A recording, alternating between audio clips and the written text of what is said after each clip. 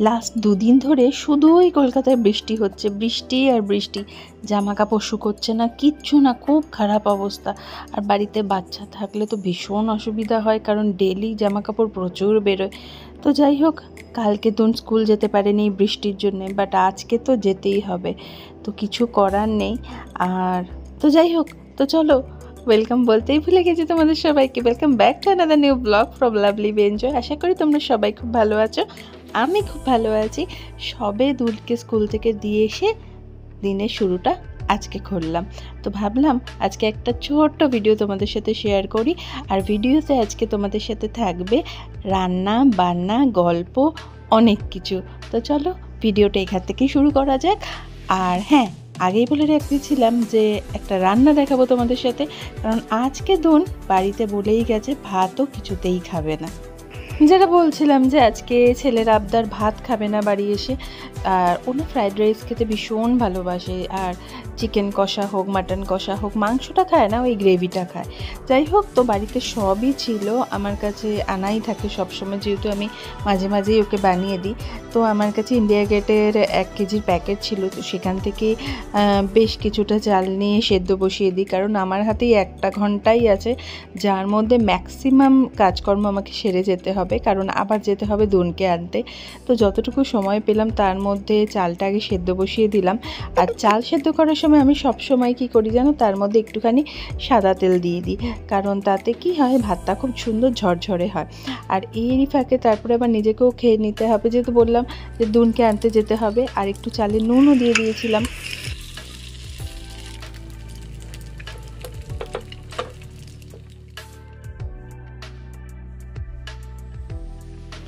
নিজের জন্য খুব একটা যে সকালবেলা আহামরি জলখাবার বানানো হয় তা নয়, বাট আজকে কেন জানি না ইচ্ছে হলো একটা এগ পোচ খাবো আর ব্রেড জ্যাম খাবো। না, ব্রেড জ্যাম একটা খাবো ভেবেছিলাম, তারপরে ফাইনালি আমি বাটার দিয়েই খাই, কারণ জ্যাম আমার খুব একটা ভালো লাগে না, ভীষণ মিষ্টি লাগে। তো যাই হোক, এই করতে করতে রান্নার ওদিকে মোটামুটি চালটা সেদ্ধ হয়েই গেছে প্রায়। আর এদিকে নিজের খাবার নিজেই করছিলাম, কারণ এক হাতে ক্যামেরা ধরেছি, ওই যে কেউ করে দেওয়ার নেই, কী করবো বলো। তো যাই হোক, আমার খাবার রেডি হয়ে গেছে। আর গোল্ডি বসে আছে একদম আমারই ঘরে বাইরে, যেহেতু আমি ঢুকবো, আমার সাথে ঢুকবে। আর ওদিকে যেটা বললাম, চালটা সেদ্ধ করা হয়ে গেছে। তারপরে মাকে বলেই দিয়েছিলাম যে সবজিগুলো যাতে কেটে রাখে, কারণ আমি এসে যাতে খুব তাড়াতাড়ি রান্নাটা করতে পারি। এইটুকুর মধ্যে এইটুকুই হবে, কারণ এর থেকে বেশি কিছু করতে গেলে আমার দুনকে আনতে যেতে দেরি হয়ে যাবে। তো যাই হোক, খাওয়া দাওয়া কমপ্লিট করে আমি বেরিয়ে পড়েছি দুনকে আনতে যেতে। আর আজকে ঘটে গেল একটা খুব খারাপ ঘটনা। যেটা বলছিলাম তোমাদের, যে একটা খারাপ ঘটনা ঘটে গেছে, স্কুলে গিয়ে তো আর ভিডিও করতে পারি না, গাড়িতে উঠেই বললাম। দুন আজকে স্কুল থেকে নামার সময়, ছুটির সময় ধাক্কাধাক্কিতে অন্য বাচ্চাদের সাথে পড়ে গেছে সিঁড়ি থেকে, আর প্রচণ্ড লেগেছে। ক্যামেরায় তোমরা কতটা দেখতে পাচ্ছ জানি না, প্রচণ্ড নীল হয়ে গেছে, আর ব্যথাও করছে ওর প্রচণ্ডভাবে। জানি না কি করবে ও আজকে, এই স্কুলে এসে এত কাণ্ড, না কি করব, কালকে কামাই হয়েছে, আজকে এসে এই অবস্থা, জানি না নেক্সট ডে যেতে পারবে কি না। তো যাই হোক, বাড়িতে এসে দেখছি প্রচণ্ড ব্যথা করছে। তারপর থম্বফপ দিয়েছিলাম, আর বেশি দিতে পারিনি কারণ একটু কেটেও গেছিলো, কিন্তু থম্বফপটা দেওয়া দরকার ছিল, কারণ ফুলে গেছে প্রচণ্ড।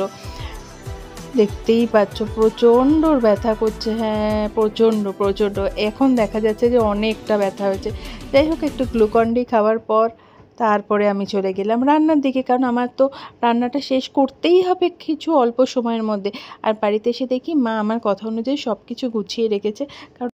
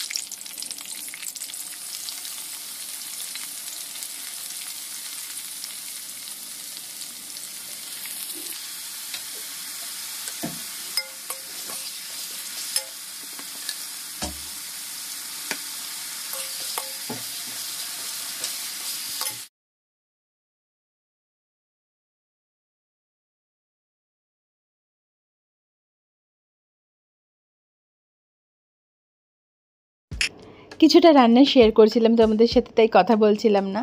তোমরা বুঝতেই পারছো আজকে হচ্ছিল আমাদের বাড়িতে চিকেন কষা খুব একটা না, একদম ঝাল ছাড়া, ম্যাক্সিমামটা গোলমরিচই দিয়েছি, আর দিয়ে একটা গ্রেভি, আর হচ্ছে ফ্রাইড রাইস। ওইদিকে আমার ফ্রাইড রাইসও রেডি হয়ে গেছে, আর কুকারে রান্না করছিলাম যাতে তাড়াতাড়ি হয়, দুনকে খেতে দিতে হবে। বাড়িতে কিছু ভালো রান্না হলে মনটা কেমন একটা লাগে না, যে বাবান যদি না খেতে পারে কেমন একটা লাগে। তো রাত্রিবেলা এসে খাওয়া যেতেই পারতো, কিন্তু সঙ্গে সঙ্গে করেছিলাম, যেহেতু কলকাতার মধ্যেই আছে, তো আমি চেষ্টা করি যতটুকু পারার আমার দিক থেকে দেয়ার। তো আজকে আমি প্রথমবার খাবার পাঠিয়েছিলাম উবেরে বাবানকে। কি সুন্দর ফেসিলিটি এদের, আমি আমার জায়ের থেকে জেনে নিয়ে এটা করেছিলাম। ওরা খুব সুন্দরভাবে এসে ডেলিভারিটা নিয়ে গেল, মানে পিক আপ করে আবার খাবারটা পৌঁছে দিয়েছিল বাবানকে, ভীষণ সুন্দর। আর এদিকে দেখতে দেখতে দুধের রান্না কমপ্লিট হয়ে গেছে, দুনের জন্য খাবার আমি নিয়ে চলে এসেছি, ওকে খাইয়ে তারপর স্নান করব। তোমার তো রোজ ভাত খেতে ভালো লাগে না, আর তারপর ফ্রাইসগুলো তো খুব সুন্দর। হ্যাঁ, কত খায় দেখবো, কিচ্ছু খাবে অনেক খাবার। ঠিক আছে, চলো খেয়ে নাও ঝট করে। কেমন?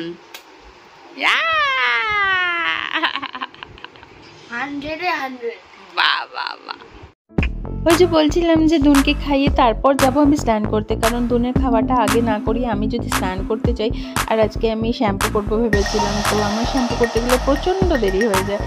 যাই হোক, তারপরে ফ্রি হয়ে স্নান করে এসে, হ্যাঁ তোমরা কে ড্রাই ইউজ করো বলো তো। আমি না যবে থেকে ক্যাপিটেন করেছিলাম, ওনাকে ওখান থেকে বলা হয়েছিল যে চুল কখনো ভিজে রাখবে না। তো যাই হোক, শ্যাম্পু করে এসে আমি সঙ্গে সঙ্গে ড্রায়ার ইউজ করি। জানি খুব একটা ক্লোজ আসলে মনে হয় ড্যামেজ হতে পারে, বাট আমি খুব দূর থেকে করি। আর তারপরে আমি মোটামুটি রেডি হয়ে গিয়ে খেতে বসবো, কারণ আজকে প্রচণ্ড খিদে পেয়ে যাচ্ছে, সকাল থেকে না প্রচুর খাটাখাটনি হয়ে গেছে। সকালটা আমি রান্নাটা খুব একটা একদমই করি না জানো, আর রান্নার দিকে গেলে আমার সম্ভব হয় না, কারণ দুনের সব কিছু তো আমার করতে হয়। তো ফাইনালি আমি হয়ে গেছি রেডি, তারপরে ঠাকুর দেওয়া হয়ে গেছিলো আমার, আর তখন ওদিকে ড্রয়িং করছে। এবার আমি খাবো, কারণ অনেকটা দেরি হয়ে যাচ্ছে, রোজকারের যে টাইমে আমি খাই আজকে অনেকটাই দেরি হয়ে গেছে, কারণ রান্নাটা করতে গেছিলাম।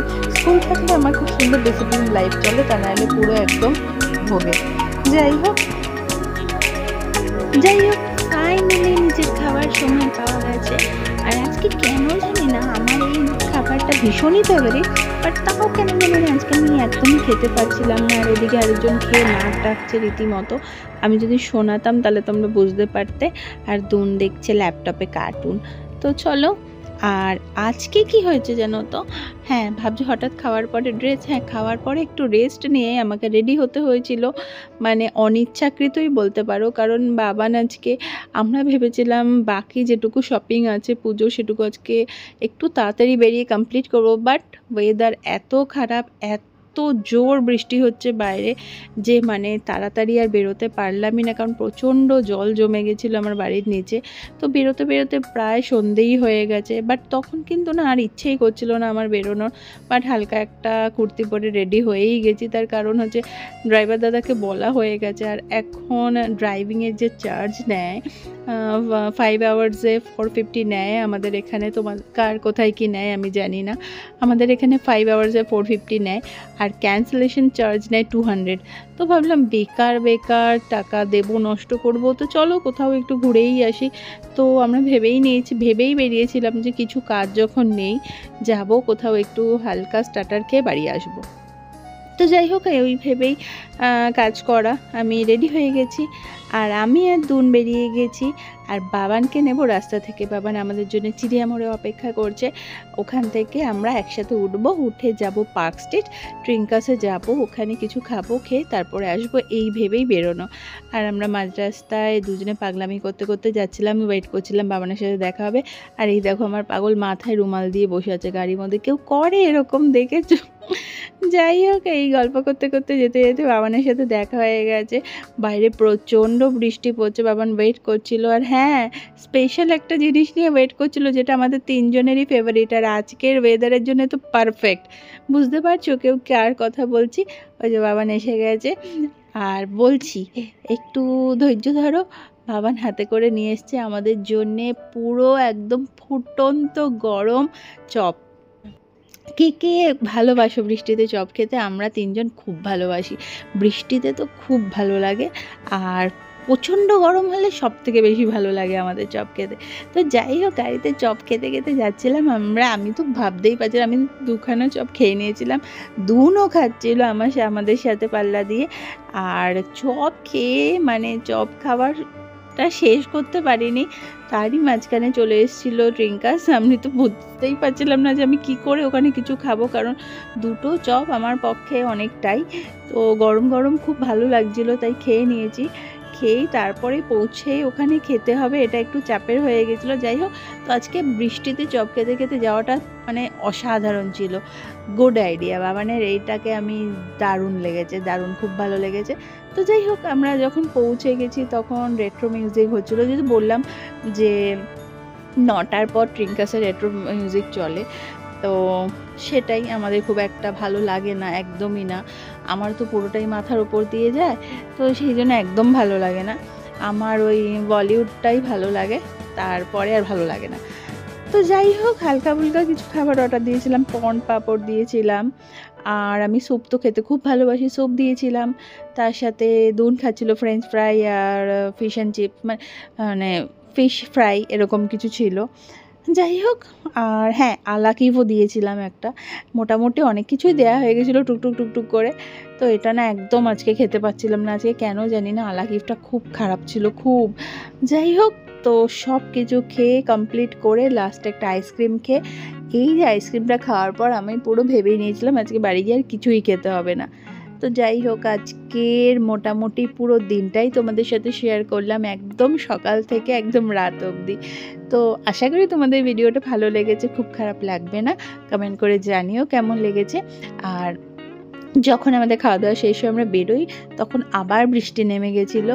তো বাড়ি আসতে আসতে মোটামুটি আমাদের বেজে গেছিলো একটুখানি রাত, প্রায় 11:30 মতো বেজেই গেছিলো।